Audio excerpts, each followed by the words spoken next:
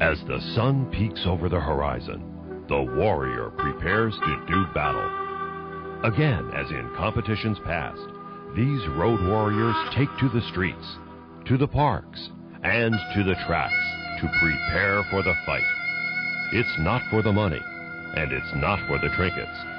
It's for the glory, and the honor, and for the destiny of being crowned champion.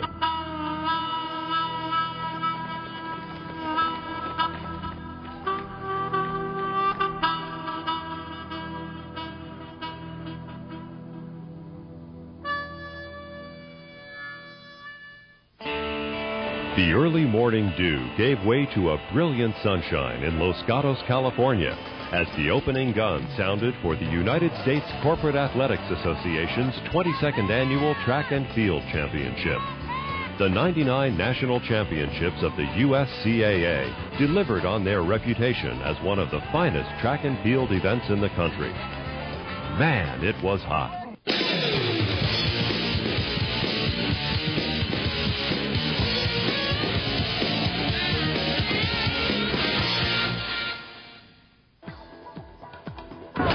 The USCAA is a worldwide non-profit organization that promotes physical fitness among corporate athletes. Evolving from smaller competitions in the mid-1970s, the USCAA promotes fellowship, teamwork, and friendship. Regional track and field competitions lead up to the national championships. A national corporate marathon is also held annually. In both regional and national meets, events are team or relay oriented to make them equally competitive for men and women of all ages. The nationals consists of 20 events, including relay races, 5 and 10K road races, long jump, high jump, discus, and shot put.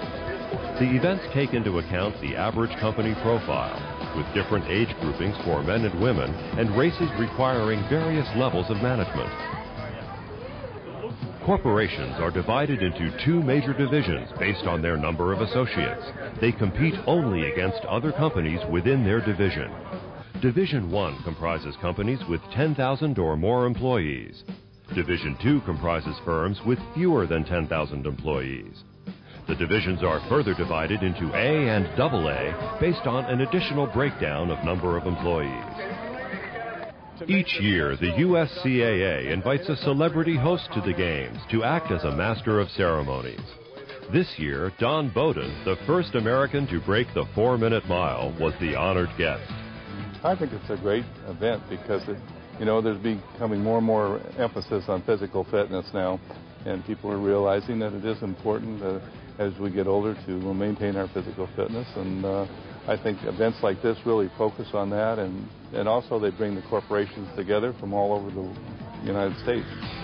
The Division 1 teams got down to business quickly, with very competitive battles expected in both Division 1A and 1AA. General Electric had now won 2 corporate nationals in a row and was looking for a third. On their heels, just like last year, were Lockheed Martin and Lucent Technologies. US West was the returning champion in Division 1AA and was looking to extend that streak. But it would be tough, with Texas Instruments taking second 2 years in a row and looking to break through to the top. After Saturday's finals in the 5K road races, the Submasters distance and the distance relays, expectations were following true to form as Lucent held the slimmest of margins over GE and Lockheed Martin. In Division 1AA, US West and TI were indeed in a near-dead heat going into Sunday's full day of finals. The surprise of the day came when new team Oracle surprised the field with the individual winner of the men's 5K. We were a bit surprised with the competitiveness. I mean, it's obvious that a lot of people do a lot of preliminary work for this. So we did some, but obviously not as much as some teams. But we're having a great time, and we're impressed, very impressed. Team US West was started 10 years ago with the purpose of providing a career opportunity for world-class athletes who have the potential of making the U.S. Olympic team in track and field events. The team has been described as a model for corporate America to support post-collegiate athletic development in the United States. My goals are to make the Olympic team, and in having that goal, it keeps my life pretty disciplined and structured. In 1998, Booz Allen Hamilton held off returning champ Sempra and former four-time champ Unum to win the Division IIA crown. 1999 was destined to be a showdown between Booz, Sempra, and Unum, competing for the last time in 2A as a recent merger bumps them up to Division I in the future. The first day of the 1999 competition began with Booz Allen Hamilton winning the men's 5K and Unum winning the women's 5K. The tight race continued throughout Saturday's competition and saw Booz with a 1-point lead over Unum after the 5 Saturday finals, with Sempra remaining a close third. Once again, Division II AA pitted the small yet scrappy teams against one another, and the drive for number one was as competitive as ever. Aerospace was geared up to retain their national championship status over 98 runner-up Ruan Transportation Systems. As Saturday drew to a close, Aerospace held a commanding 10-point lead. Behind them, Ruan, SCVAL, and LG&D were all separated by just 2 points. In addition to healthier employees, the benefits for corporations who participate in USCAA activities are numerous. A big part of USCAA tradition is a firm commitment to support worthwhile causes. This year, USCAA teams collected thousands of dollars for the Make-A-Wish Foundation of America, helping them grant wishes to scores of terminally ill children. After the 10K road races on Sunday, things had shifted among the leaders. Lockheed Martin assumed a brief lead in Division 1A following their wins in both the men's and women's road races. U.S. West finished slightly ahead of Texas Instruments in the road races to increase their lead in Division I AA. U.S. West's victory over TI was assured with the strong performances of their women and sprinters. They finished first in the women's 800-meter team race, the women's relay, 4x200, and sprint relay. General Electric survived the disaster of being disqualified with an illegal handoff in the 4x100 and clawed its way back into contention with strong finishes in the next 7 events, including victories in the executive, repeat, and seniors relays, and a second in the women's 800-meter team race. Lucent had 4 second-place finishes in the same span of events, but found themselves chasing GE the rest of the way. Lockheed Martin had a number of strong second and third-place finishes, but their fate was to watch the battle for first between Lucent and GE. The competition in Division I was close throughout the weekend, with the top 3 teams in Division 1A separated by only 11 points in the final scoring. 7 of the 12 competing Division I teams won at least one event, and the races themselves were closely contested. U.S. West hoped to repeat as Division I AA champion by focusing on events it could be most successful at, and gained 4 first-place finishes. Texas Instruments used its depth to capture 3 second-place and 3 third-place finishes to make it a close divisional race. But U.S. West prevailed for its 2nd straight Division I AA title. If you are fit, you will be on the job longer, and you'll be more productive. I mean, they've done long-term studies on this. That's part of my job to follow those kind of things, and I can attest to the fact that here I am, past 50 years old, still running, still having a good time, and I had a perfect attendance record, so I think it pays off. After I lost my leg when I was 13, I actually got started into cycling because back then the legs were not developed enough to be able to run fast. So I got into racing and bikes, and then I found out about competitions for the Paralympics, and that's when I got into that. And then I went and raced nationally, won the nationals first year out, and I won it the next year, and then went to the Paralympics in Barcelona, Spain. And I was actually #1 in the world at that time. After I got hurt, then I wanted to see how much I really could do, not only for myself, but a whole bunch of other disabled.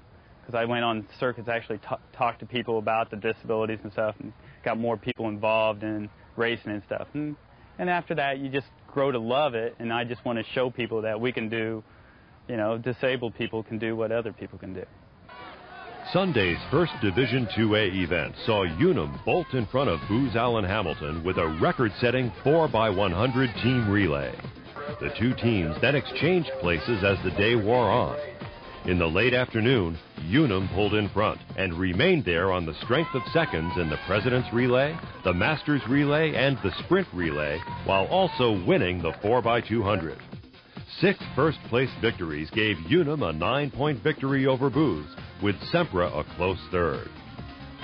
In Division II AA, the action intensified on Sunday with no team clearly dominating the competition. With such competitive parity, it was clear that the standings would not be decided until the sun set over the Los Gatos Hills. At the conclusion, Ruan reclaimed the 2AA title with 135 points, outlasting Aerospace, who was just 9 points back. Newcomer and local team SCVAL turned in an impressive third-place debut performance with 107 points, followed by LG&D, who medaled in 3 of their 7 events. Texas Capital Advisors rounded out the field, victorious in their sole entry, the team throw.